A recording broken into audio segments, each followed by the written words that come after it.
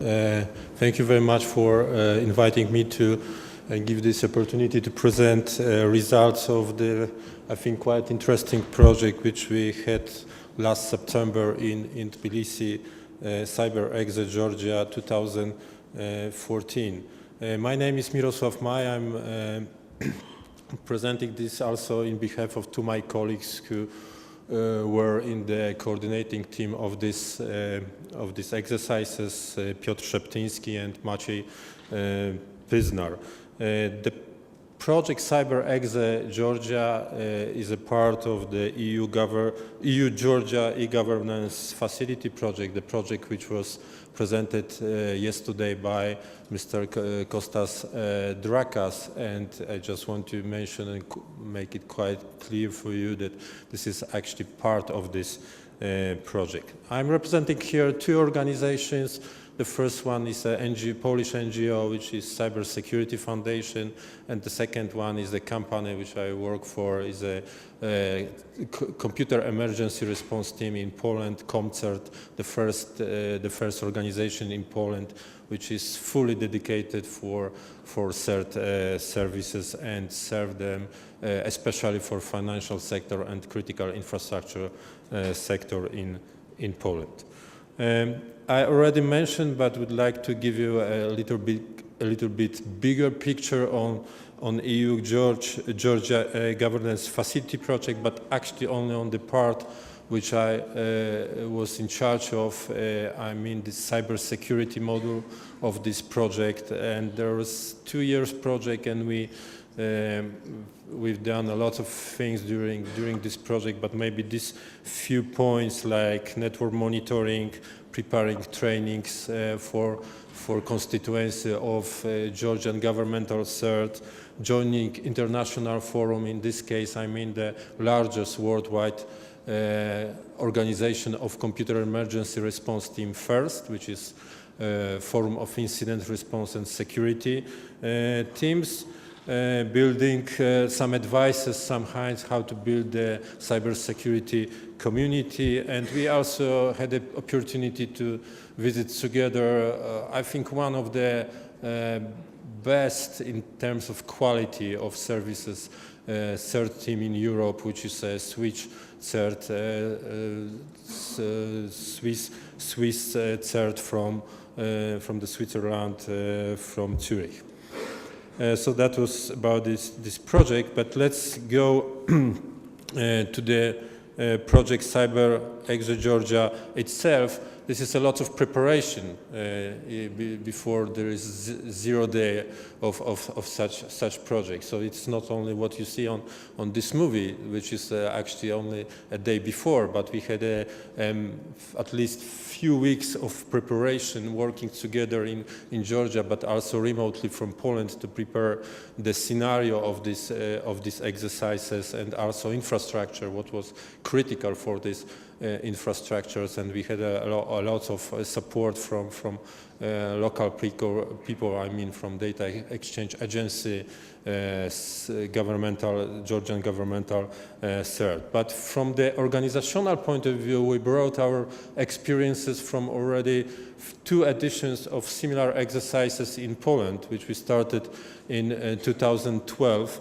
These exercises were for critical infrastructure in Poland, and last year, they were for financial banking sector in Poland. Actually, last week we had the 3rd edition of these exercises, and this edition was for Polish telecoms and public administration. But of course, in September, the experiences from this edition couldn't be taken to what we did here in Georgia. So we had actually, I don't agree with David, because we had 14 teams during the exercises. 16 was applied for it, but anyway, it was very impressive. I remember our first talk with David about how many teams we could have on these exercises, and I was thinking about 4 or 5 maybe, but David said that will be 10 or 15. I just make the big eyes, okay, let's try. But to be honest, didn't believe too much in such scenario that we will have so many interested organizations.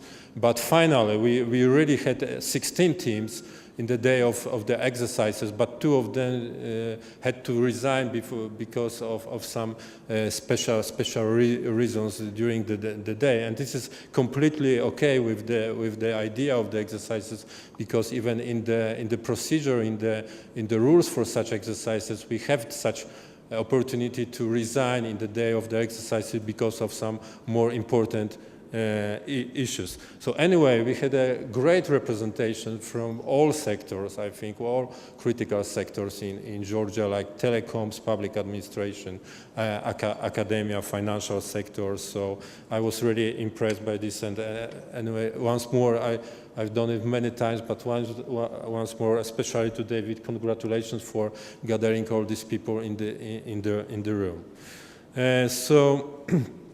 What's about the organizers? As we already said, the organizers was the Data Exchange Agency and the Georgian governmental CERT with our support, Cybersecurity Foundation and ComCERT.pl CERT team. Again, it was a part of this big project. And this is on the organizational level, but on the coordination, operational level, in the day of the exercises, there was six persons responsible for conducting these exercises in this particular day. And we had one main moderator, and I had a chance to be this person responsible for this task. Then we have an evaluator who actually has a great experience with such work, because this person is a representative from Polish governmental Center for Security, and he participated in all editions of Polish exercises. So then we had a red team technical coordinator, and we had a red team technical support. And this red team consists of members from our side, from Polish side, and from Georgian side, from Georgian governmental CERT. Also, our Georgian friends were responsible for preparing all the infrastructure, which was a challenge, I must say, because 16 teams had to have their own servers, virtual servers, so it needed a good technical coordination to prepare this environment for them. And here you see that some schema of this project from the infrastructure point of view. So as I said, they were responsible for protecting their servers. And the idea for the exercises was that they are responsible for having all services on these servers running well, not affected by any attacks, not affected by any availability of these servers. So later on, I will show you what kind of services were on the servers. There were a lot of them, and must say that it was really a challenge to do it. And we prepared the red team, and all the red team work was on our side. So we didn't teach how to attack during these exercises. We just were focused on teaching people how to protect their services. So they acted only as a blue teams.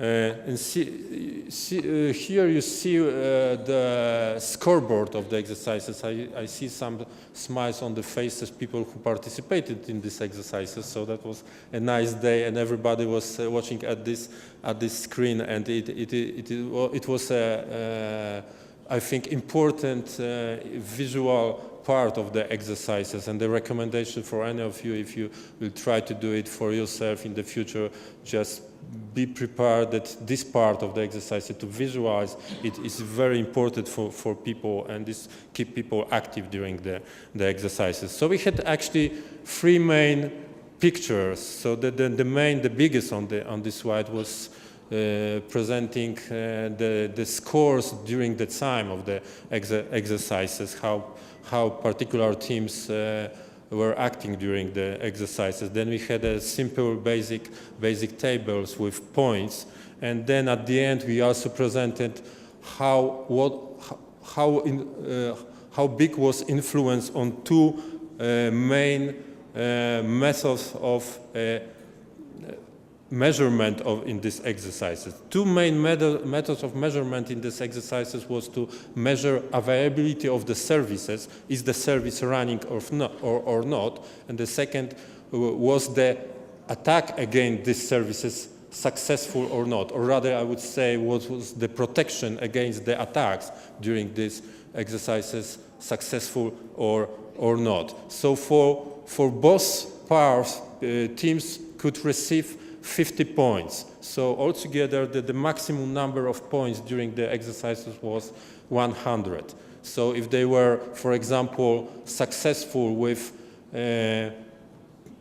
having their services running completely, they would receive 50 points. And I must say that some of these teams were successful with having their teams running all the time. But this is an interesting story.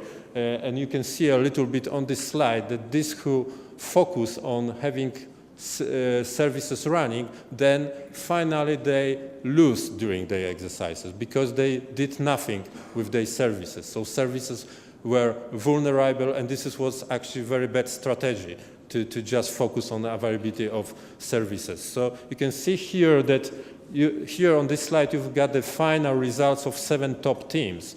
So most of them, as you can see, they make a kind of dip before the attacks phase. So attacks started more or less around 1 p.m. and then everything changed, what you can see. So who was well prepared for this phase of attacks finally was successful with the place in the top of ranking. So here you can actually see exactly this phenomena which I just described, and here on this slide you have top 3 teams and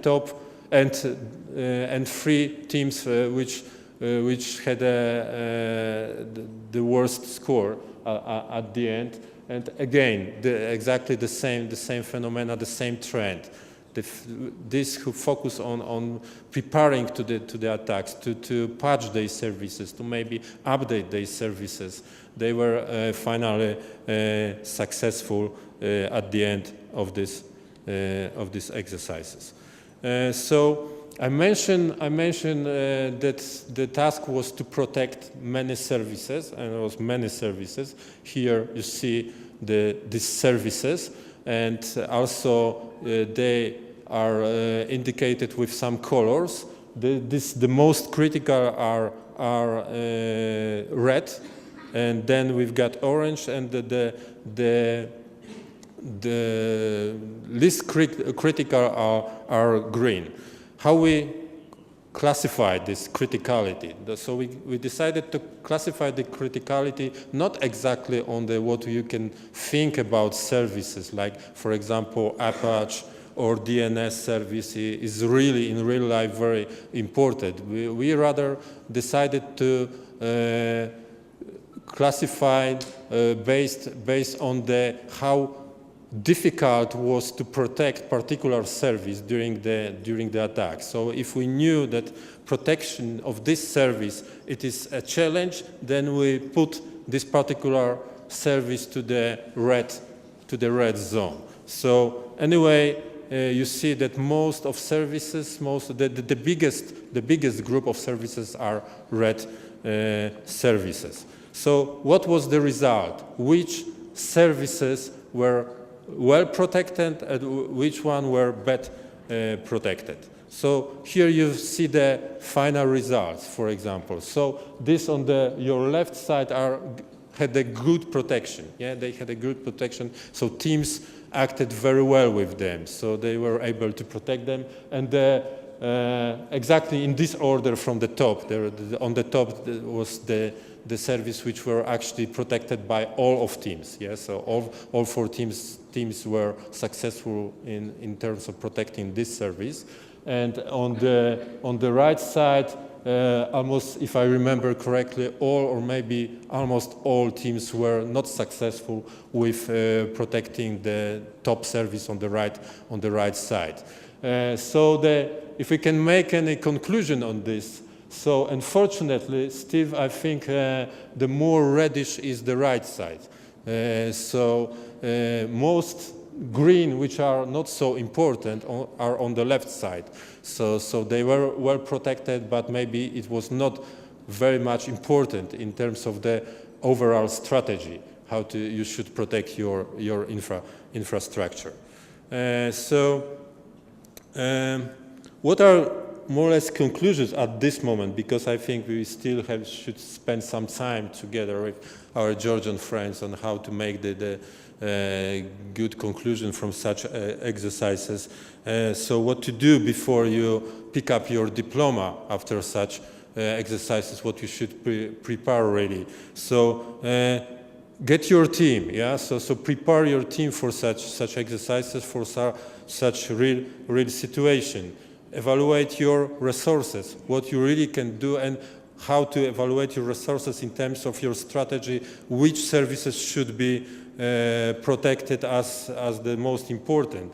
Organize your environment, prepare technically, gather the tools which you can prepare for such exercises. Respect attackers, so also be quite careful about what your enemies can do. Get your strategy. As I said, 2 main strategies were recognized during this exercise. The first one is it is not important to focus on the availability of your services. Sometimes it's better to sacrifice at least the availability for some short time to maximize, to improve the resilience of your service, because the real attacks will come.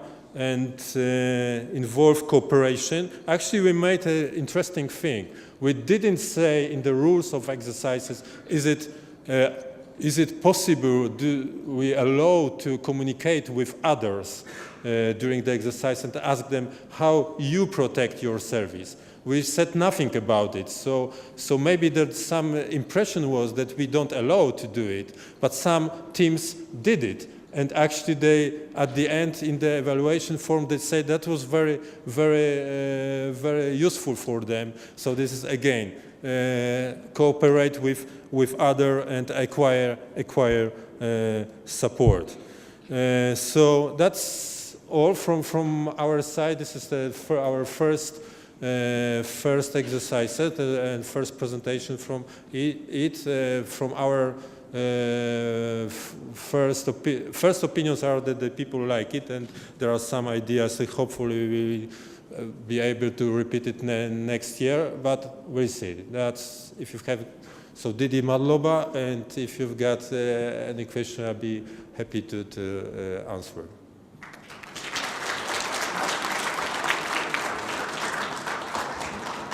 Do we have any questions?